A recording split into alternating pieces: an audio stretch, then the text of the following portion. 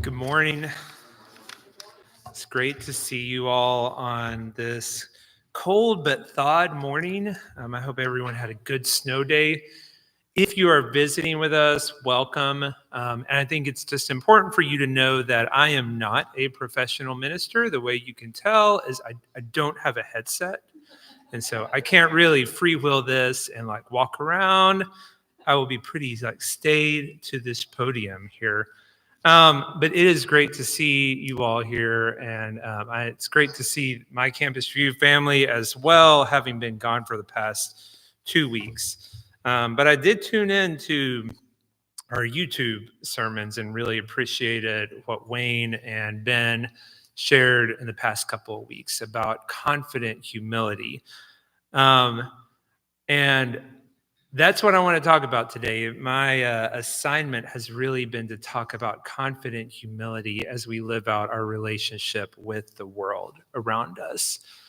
And I'm going to come back to that, but I wanted to kind of tell you how I experienced confidence growing up.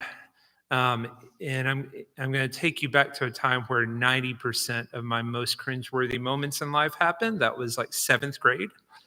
And I had, prior to 7th grade, I had grown up in a very rural West Texas town called Haskell. And have any of you seen the movie or the TV series Friday Night Lights? Anyone? It's pretty vicious and it's accurate. That could have been a documentary of my town, and my town was even smaller than that town. So it was a pretty intense, focused town on athletic performance, and it wasn't a great strategy to do what I had done in elementary, which was things like summer of my 4th grade year, do a self-driven research project on Roman mythology and then tell my friends about it in August. That wasn't a good strategy for just making friends in Haskell. And so in 7th grade, I decided I was going to assimilate more and be more athletic and start. And so the very first day I decided to do this, I went out for a run before school at 7 a.m. This was not a habit I had. This was just one decision.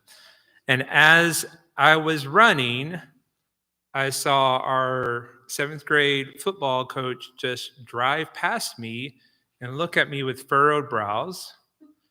And that went on. I finished my run and I went to school.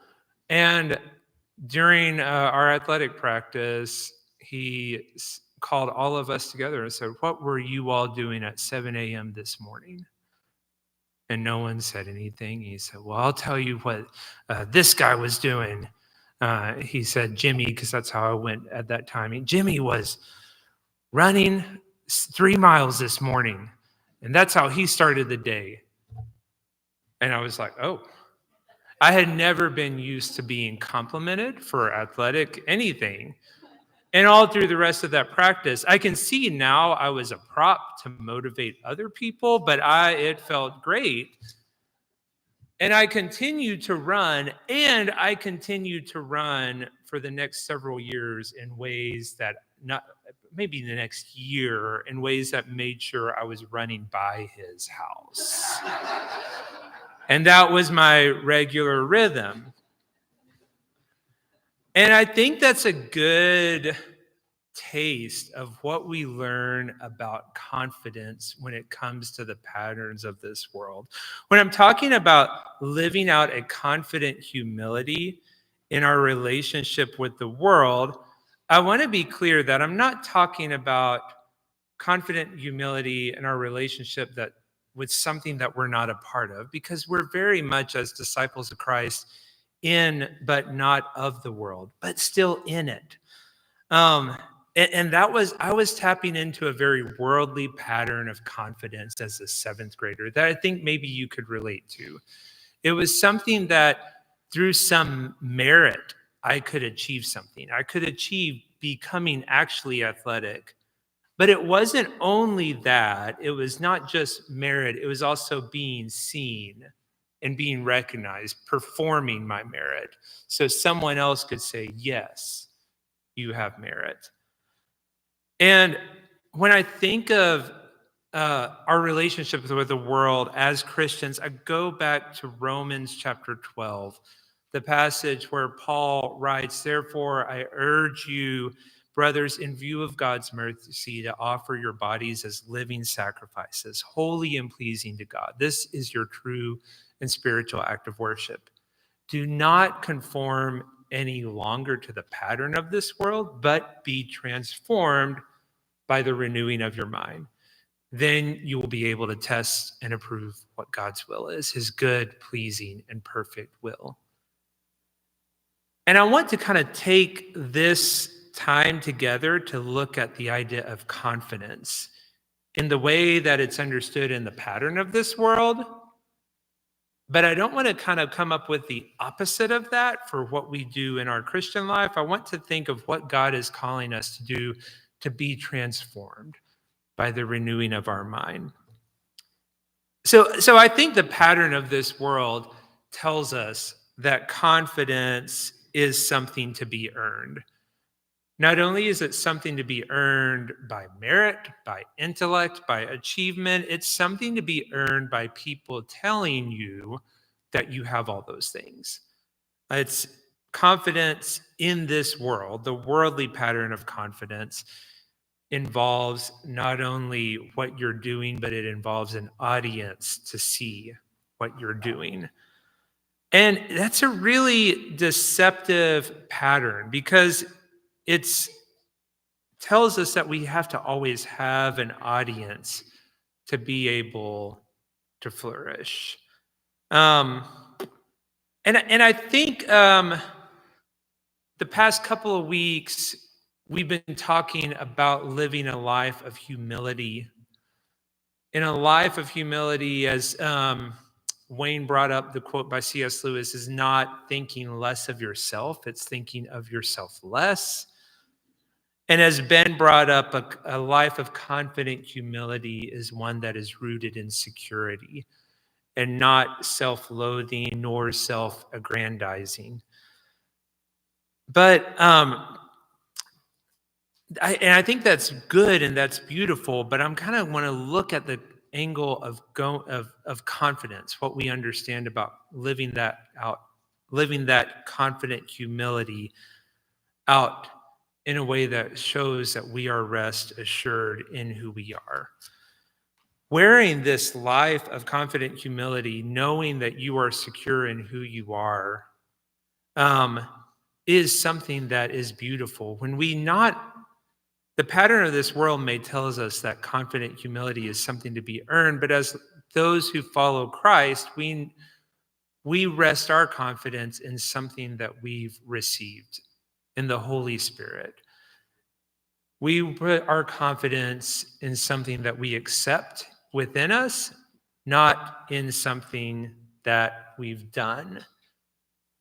And that is a confidence that's unshakable because it is, as Wayne said a couple of weeks ago, it's akin to you being a child in your own house and being free to just go around and make yourself a bologna sandwich if you want to make yourself a bologna sandwich.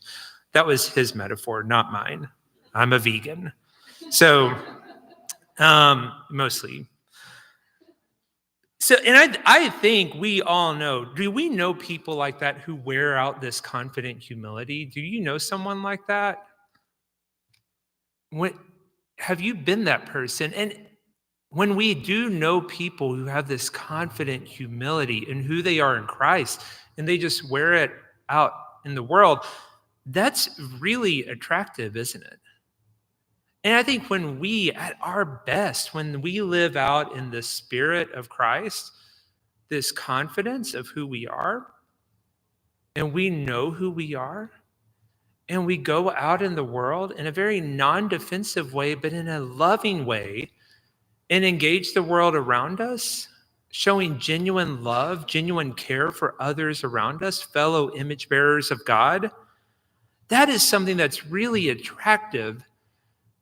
And yet it puts us in a precarious position Because when we're living this life with virtue that's very attractive, we draw in others around us. Jesus and the Apostle Paul in his letters say this is going to happen, that when we live this life that is with the Spirit, you draw people's attention and you draw people in to wanting to understand more about what you have. But the kind of insidious side of this for us is, as this life that we lead becomes attractive, we can start to become allured by the acclaim, by the compliments we receive.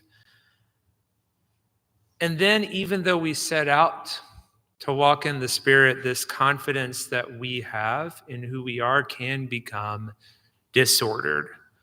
Our attention can go to those who are dazzled by the light within us rather than to the source of light that we radiate through the Holy Spirit. We can confuse our stewardship of God's gifts that he's given us, not only God's salvation that he has for us, but God's gifts that he's given us in here and now in common ways. We can confuse our stewardship, our taking care of those gifts, with our very worth. And in some ways, this worldly pattern of earning confidence through a reputation, I think it's a particularly sneaky and insidious struggle for those of us who follow Christ. I think it's something that's very much deeply within those who claim faith and who are religious. We can see this taking shape in Jesus's words for the Pharisees in Matthew 23.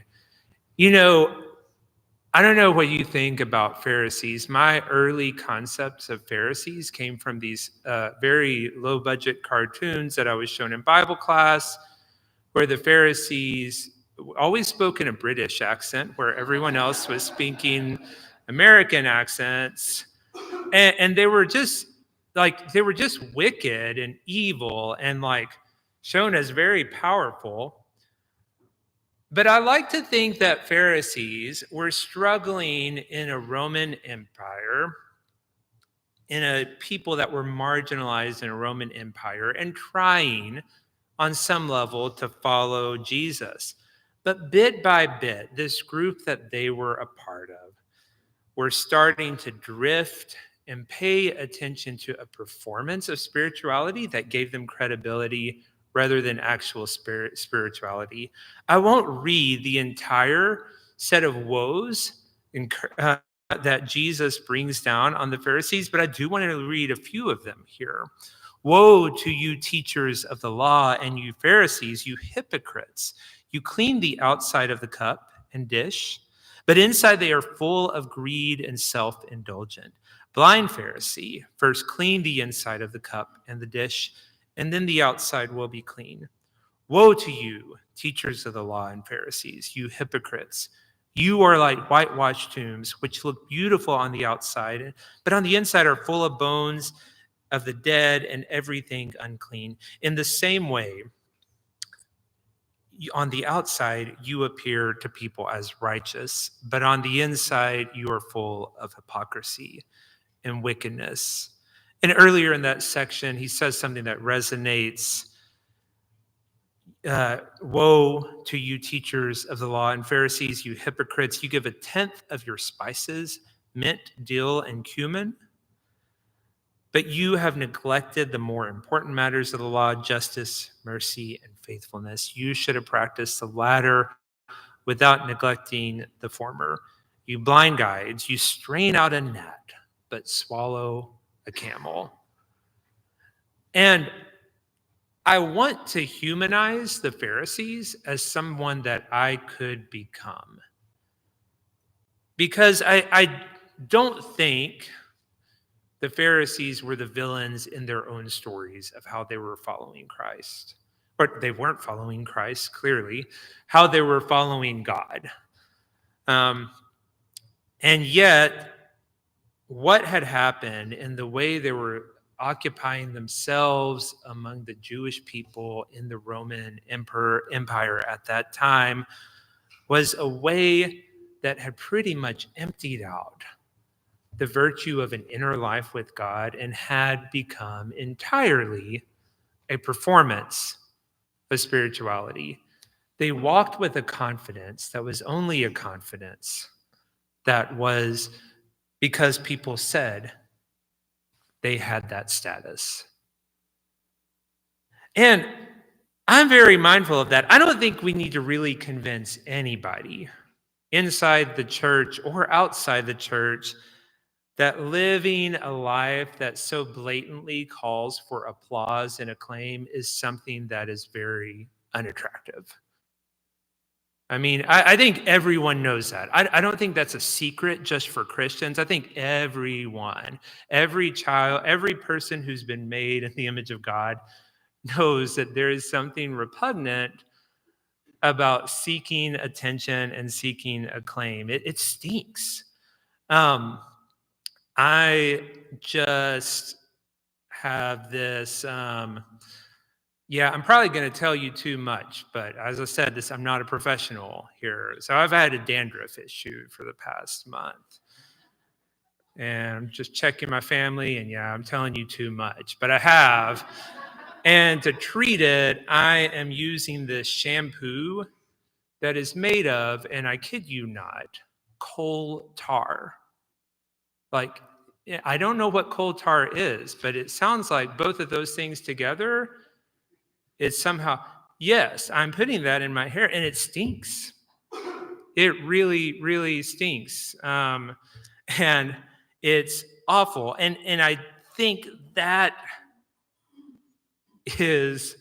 stink is a life of someone who's blatantly aggrandizing themselves and building this confidence that is purely on this hubris, this self-focus. I don't think any of us need to be convinced that that's not what we want to be. And yet, I think we have to have pause for the environment that we live in 2024, where whether or not we're choosing to perform for the world around us, we're in a life that is performing all of the time. In my outside of, kind of my day-to-day life, I'm a social scientist that studies professionals. And basically, a professional is someone that another professional says is a professional. You can kind of think of that, right? Like a doctor is somebody that other doctors say is a doctor. A lawyer is someone that other lawyers say is a lawyer, and on it goes. There's kind of an element just in kind of having a job that we are performing. All of us are performing. Those of us who are in school are often performing, and you are reminded of your performance in very quantifiable ways, not just grades on assignment, but test scores and lots of input that comes to you day to day. But I think this is particularly true in 2024 with social media as well. This is embarrassing, but like whenever, I would make a post, I don't post often on my social media outlets, and I'm afraid to say that I have a Facebook account because I think I'm going to lose credibility with like the Gen Z people here. But I do have a Facebook account, and I did post like that we were moving, all that stuff like last year. And I just remember the whole rest of my day was just thinking about like that post. I mean, that never really stopped going in the background, like the liking, the loving, the shock sometimes. Those, and then the comments, I mean, there's just like an attention that's drawn to how does just my being a human performing in the world around me? This is even true if you're in a group chat and text messages, you can get engagements that are quantifiable to show how you are performing. So I think this is particular, while nobody wants to live a life that is blatantly calling for acclaim, we can get tapped into this idea of confidence as a performance because the world around us is putting us on a stage at every corner. And so we need to have pause about that as a spirit when we know that our confidence is deeper than something that is a performance for people. We need to make sure that even when we live a life that just happens to be a performance for others, that we don't get drawn in and allured by that performance being our identity. That's not where our confidence comes from.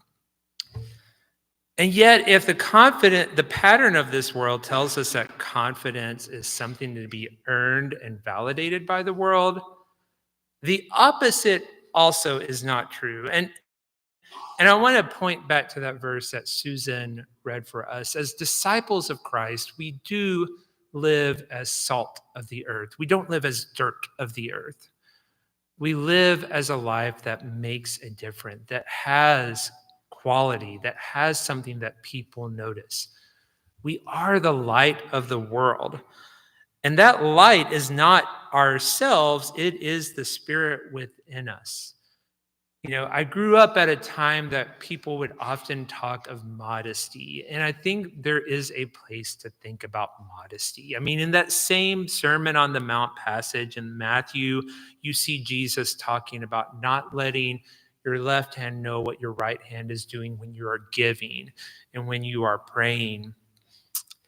And yet, we see in the life of Daniel, who prayed knowing the consequence in a way that he would be seen to God. We will be seen, and we should be seen as followers of Christ. We shouldn't pursue the being seen. We shouldn't pursue the performance, but our life will be seen. So the opposite, we don't need to live a life that goes for the performance, but we don't need to live a life that hides the light within us. And that life, that hiding a light can look like many ways. It can just be shutting down a compliment when you receive it. I remember I went to a Christian university, and there would be a lot of preaching and a lot of giving devotional talks. And I remember there would be like a few people, or if you said, "Oh, thank you for that talk," and they were like, "Hey, no, it was all God." I don't think that's really I don't think that is the witness of Christ to those around us. Just shutting people down and saying, don't even talk to me about something good you saw in me. Nor do I think hiding away from the excellence and from the gifts that God has blessed us with. I don't think that is a life of living confidently humble. But I want to point us to a different word that may be helpful, and that's magnanimity. Magnanimity is a way of living that points to the source of goodness. When people see goodness in us, we show that we are reflecting a light, not being a light, not dazzling, and that we point to the source of goodness in God. When we are magnanimous, we allow people to see the good in us as something that never fully belonged to us or didn't really belong to us at all in the first place, but was something that was allowed to shine. We take and we harness these moments of acclaim and accolades, and we inspire curiosity and attractiveness at the source of the light within us. When Jesus says, "You are the light of the world," we are allowing that light to shine on others. Well, I don't think shutting down compliments or hiding away from excellence is helpful in living a life that is confidently humble. I do think these moments that we are living a confident humility are going to attract and inspire attention. And how we can take those moments is shine that light onto the good around us. So often, the way that I have been blessed directly through God is through the way God is working as image bearers and as light bearers in each one of you and in each one of my brothers and sisters and in each one of my fellow humans.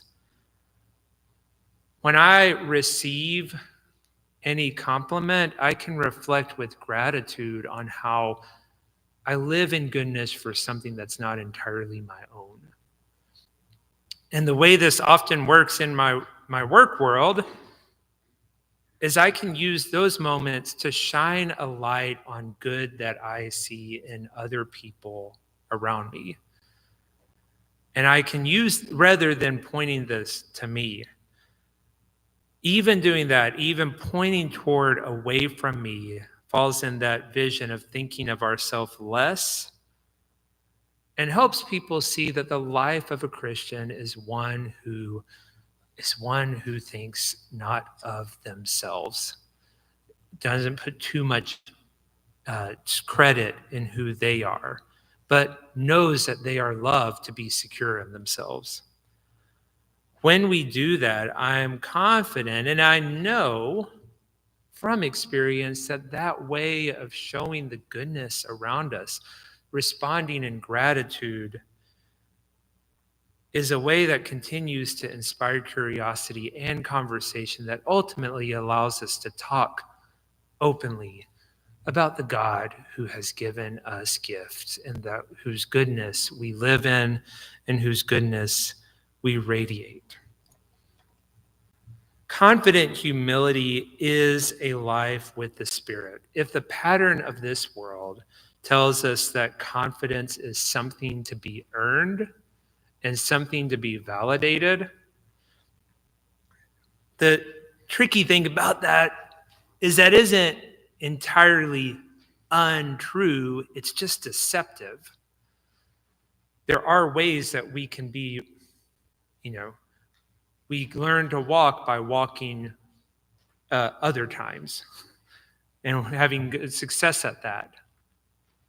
But when we live a life with the Spirit, we recognize the things that we do, the things that we happen to have achieved, fit within the gifts that God gave us and not who we are. As Wayne said a couple of weeks ago, none of us live self-sufficient lives. We are in a life of a Christian. Our confidence is in something we could never have earned. It is that of being an image bearer and a child of God.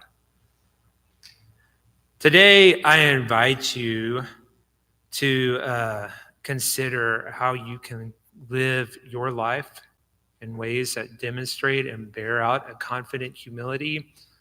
The world needs that of us. The world is craving this confident humility because the world is craving Christ. How can we, in all our respective areas, point to the source of that light, who is Christ?